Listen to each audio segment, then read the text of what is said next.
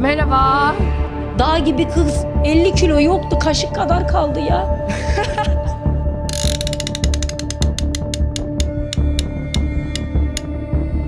...2016 yılında İşte Benim Stilim podyumunda spot ışıklarının altında parlayan Yağmur Taktaş için hayat, o günlerde alkışlarla dolu bir gelecek vaat ediyordu.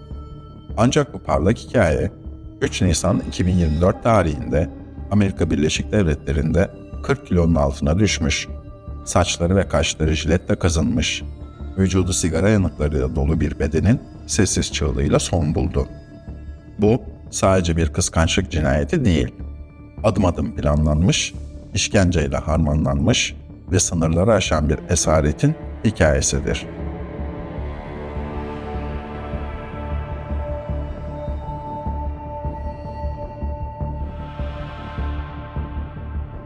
Yağmur Taktaş, 1996 yılında Adana'da gözlerini hayata açtığında kaderi azim ve mücadeleyle örülmüştü.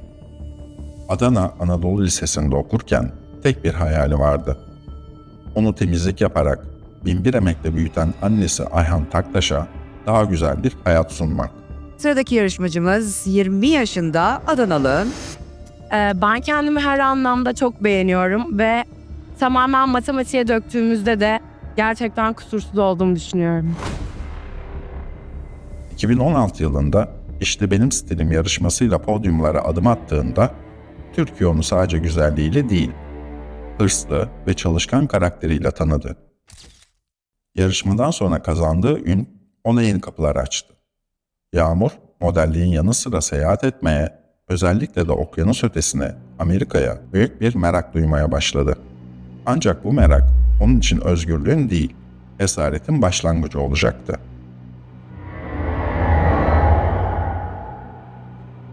...2022 yılına gelindiğinde Yağmur, ressam Andre Can Fulton ile tanıştı. Başlangıçta her şey normal görünse de Andre'nin Yağmur'a olan ilgisi kısa sürede hastalıklı bir saplantıya dönüştü. Anne Ayhan Taktaş'ın anlatımına göre bu adam Yağmur'un hayatına girdiği an ailenin huzuru tamamen bitti. Bu zehirli ilişki sadece fiziksel şiddeti değil, tüm aileyi kapsayan ölüm tehditlerini de beraberinde getirdi. Burada da işte bu şahıs mesela yanına gitmediği zaman hep Yağmur'un sosyal medyaya böyle uykulu, böyle abuk subuk fotoğraflarını atıyordu. Ben tabii sürekli takip ettiğim için ben gördüğümde zaten direkt müdahale ediyordum. Görmediğimde ablam bana haber veriyordu. Biz işte arıyorduk, işte yeğenimin peşini bırak, kaldır o resimleri, yalvar yakar. Yağmur gelmezse kaldırmam. Yani bu şekilde şeylerle benim yeğenimi sürekli tehdit ediyordu.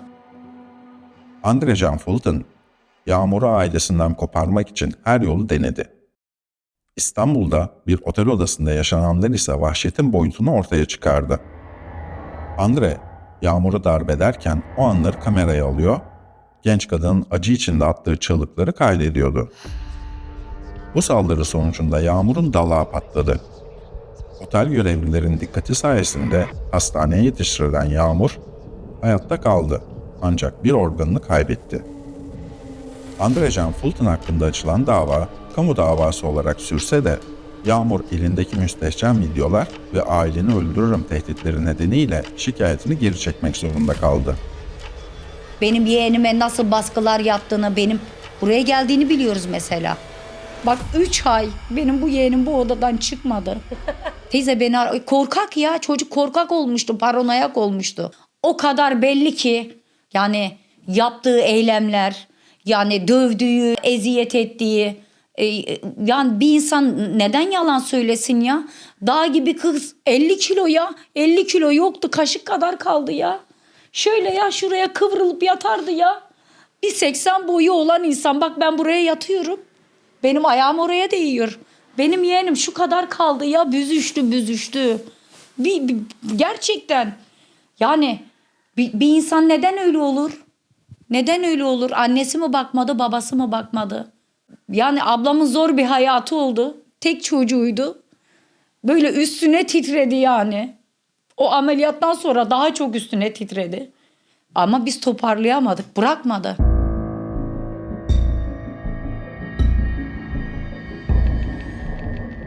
2023 yılının Ağustos ayı Yağmur için dönüşü olmayan bir yolun başlangıcıydı.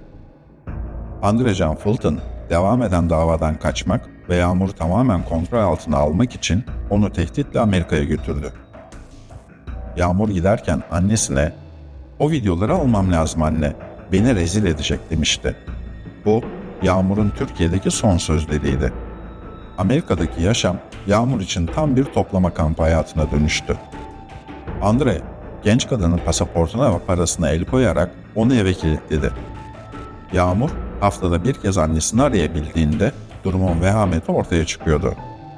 Ayhan Taktaş, o telefon görüşmelerini gözyaşları içinde şöyle anlatıyor. "Bebeğim bana, anne bu adam beni aç bırakıyor, beni eve kilitliyor diye ağlıyordu. Konsolosluğa gitmesini söyledim ama anne yürüyecek halim yok, ayağımı sakatladı" dedi. Kızıma uyuşturucu verip onu etkisiz hale getiriyordu. Teyzesi KC de bu süreci doğruluyor. 1.80 boyundaki o heybetli kız, açlık ve uyuşturucu kıskacında 40 kilonun altına düşmüştü. Andre Can Fulton'un kıskançlığı öyle bir noktaya gelmişti ki, Yağmur'u kimse beğenmesin, kimse ona bakmasın diye kaşlarını ve saçlarını jiletle kazımıştı. Yağmur, güzelliğiyle var olduğu dünyada tanınmayacak bir enkaza dönüştürülmüştü. 3 Nisan 2024'te aileye gelen o telefon tüm umutları bitirdi. Kızınız öldü. Amerika'da 10 günden fazla bekletilen cenaze Türkiye'ye getirildiğinde gerçeği toprak bile saklayamadı. Anne Ayhan Taktaş, kızını defnetmeden önce yıkarken gördüğü manzarayı şöyle tarif etti. Vücudunun her yeri morluk içindeydi. Kaşları, saçları kazınmıştı. Kızım acınacak haldeydi. Ölmeden 3 gün önce görüntülü konuştuğumuzda her yerinde sigara söndürme izleri vardı. Amerika Birleşik Devletleri'nde hazırlanan ilk otopsi raporunda Yağmur'un kanında farklı uyuşturucu maddeler bulunduğu, ancak bunların tek başına ölümcül olmadığı belirtildi. Videolu otopsi kayıtları ise darba bağlı morlukları ve işkence izlerini bir bir ortaya koydu. Aile, avukatları Fethi Öksüz aracılığıyla Fethi Kabir başvurusunda bulundu ve Yağmur'un mezarı 6 Mayıs 2024 tarihinde Türkiye'de tekrar açıldı. Olayın bir diğer karanlık figürü ise Andre Can Fulton'un annesi Sevin Fulton'du. Anne Taktaş, bu kadının işkencelere göz yumduğunu, hatta Yağmur'u darp ettiğini iddia ediyordu. Sevin Fulton ise iddiaları reddederek, "Henüz ortada rapor yok, oğlum suçsuz, bizi bilen bilir" diyerek kulağını feryatlara kapatmıştı. Teyze KC ise son ana kadar Yağmur ile iletişimde kalmaya çalışmıştı. "Yeğenim sürekli Türkiye'ye dönmek istiyordu ama adam buna izin vermiyordu. Sürekli dövüyor ve çok kötü davranıyordu. Psikolojisini öyle bozmuştu ki Yağmur adeta paranoyak olmuştu. Onu aç bırakarak adım atacak hali kalmamasını sağlıyordu."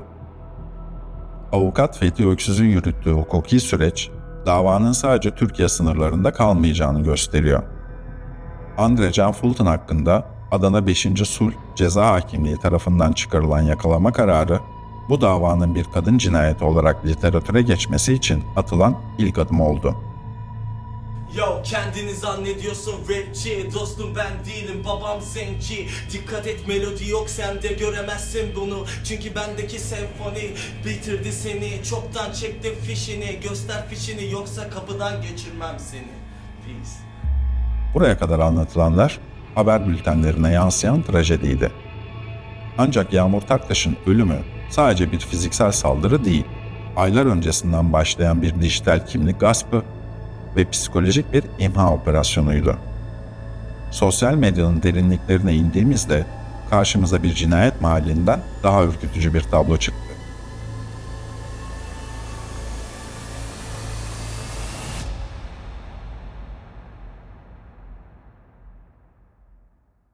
Bu saplantı ne zaman başladı?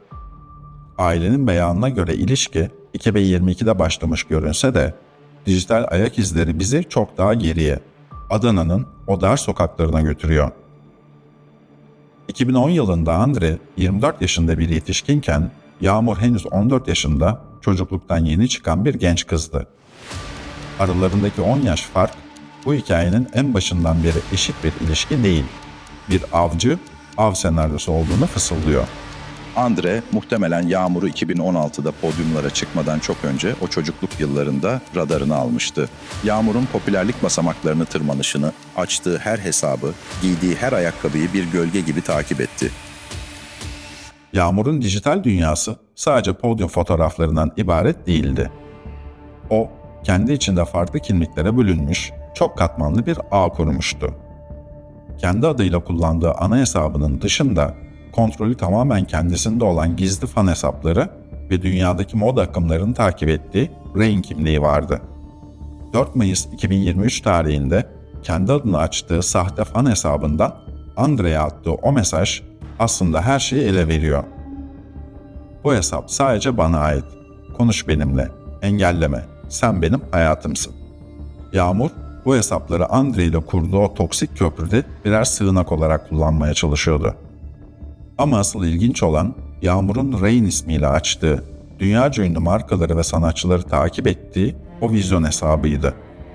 Yağmur orada 2010'ların ilk yarısına damga vuran swag era estetiğinin peşindeydi. Hip hop kültürüyle zenginliğin harmanlandığı, içinde tek göz işaretlerinin, piramitlerin ve Illuminati sembollerinin uçuştuğu o popüler kültüre hayrandı. Ancak Yağmur için bu semboller sadece havalı bir aksesuardan, görsel bir trendten ibaretti. O sadece parlamak istiyordu. Fakat aynı şeyi Andre ve annesi Sevin Fulton için söylemek mümkün değil. Onların dünyasında bu karanlık semboller sadece birer görsel tercih değil, zihinsel birer pusulaydı. Yağmur o işaretleri havalı bulduğu için paylaşıyordu. Andre ve annesi ise o karanlık anlatılara zihnen adapte olmuş, grotesk dünyalarını bu sembollerin ağırlığıyla besleyen figürlerdi. Yağmur'un bir moda akımı olarak gördüğü o dünya, bu anne oğlun ellerinde genç kadını içine çekecekleri gerçek bir karanlık zindana dönüştü. Yağmur, estetiğini sevdiği o dünyanın gerçek sahipleri tarafından adım adım yutuluyordu.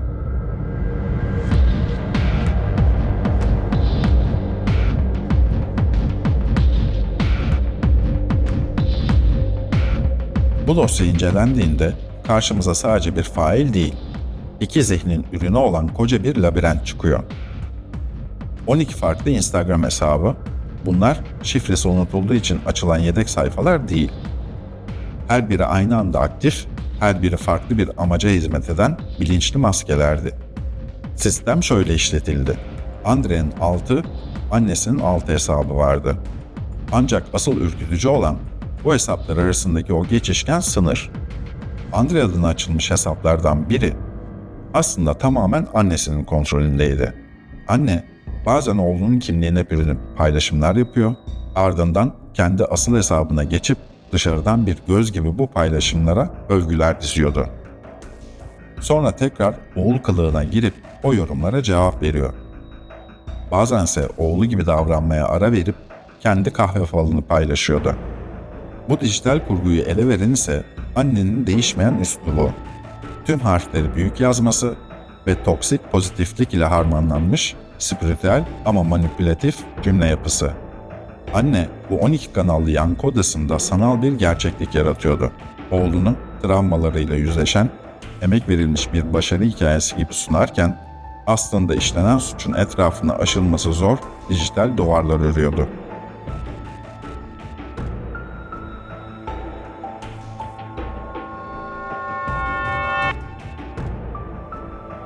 Andre Can Fulton için ressam deniyor. Ama bu resimlerin ardında aslında Yağmur'un ruhunu ve tarzını parça parça ele geçirme hırsı var. Bu takıntı öyle somut ki tarihlere baktığımızda Andre'nin Yağmur'u adeta bir gölge gibi kopyaladığını görüyoruz. 8 Nisan 2020'de Yağmur henüz bu karanlık sarmala girmeden önce Rain Angelos hesabından bir sanatçının tasarladığı ayakkabıları paylaşıyor. Birkaç hafta sonra ise benzer ayakkabıları giyip poz veriyor. Andre, tam 3 yıl sonra Ocak 2023'te Yağmur'un o estetik zevkine taklit ederek boya sıçrattığı ayakkabıları sanat eseri gibi Facebook'ta paylaşıyor. Bu sadece bir ayakkabı değil. Yağmur'un sevdiği ne varsa onu çalma, ya da Yağmur'u tekrar tekrar etkileme çabası. Yağmur'un 2020'de Rain adıyla imzaladığı o grafitileri 2 yıl sonra annesinin o karanlık, grotesk ve korkunç yüz detaylarıyla birleştirip kendi çalışmasıymış gibi piyasaya sürüyor. Yağmur'un sevdiği havalı swag dünyasını annesiyle birlikte inşa ettikleri o canavarlarla dolu karanlığa hapsediyor. Bu takıntı sadece kopyalamakla da bitmiyor. Yağmur'un etrafı bizzat Andre tarafından yönetilen 13 farklı fan hesabıyla kuşatılıyor. Yağmur'un kendi kontrolünde olan hesaplar da zamanla ortak kullanıma ve nihayetinde yalnızca Andre'nin ellerinde kalıyor. İçlerinde ayrıldığında onu tehdit ve rahatsız etmek için kötü fotoğraflarını paylaştığı sahte fan hesapları olan bu dijital ağ, Andre'nin kurbanını hem gizlediği hem de psikolojik olarak taciz ettiği birer hücreye dönüşüyor. İz sürerken rastladığımız bir diğer tüyler ürpertici detay ise şu. Yağmur'un 2019 yılında annesiyle paylaştığı masum bir fotoğraf. Ocak 2023'te bu 13 fan hesabından biri olan Ryan Angelos 3, 4 yıl önce paylaşılmış bu fotoğrafın altına önce kırık kalpler bırakıyor. Sonra Haziran 2023 geliyor. Yağmur'un İstanbul'daki o ağır darptan sonra dalağını kaybedip canavliyle Adana'ya, ailesinin yanına sığındığı en zayıf anı. Aynı fan hesabı o eski fotoğrafın altına tekrar geliyor ve tek bir kelime yazıyor. Ezik. Andre, kurbanının en büyük yarasının üzerine bu sahte hesaplarla basıyor.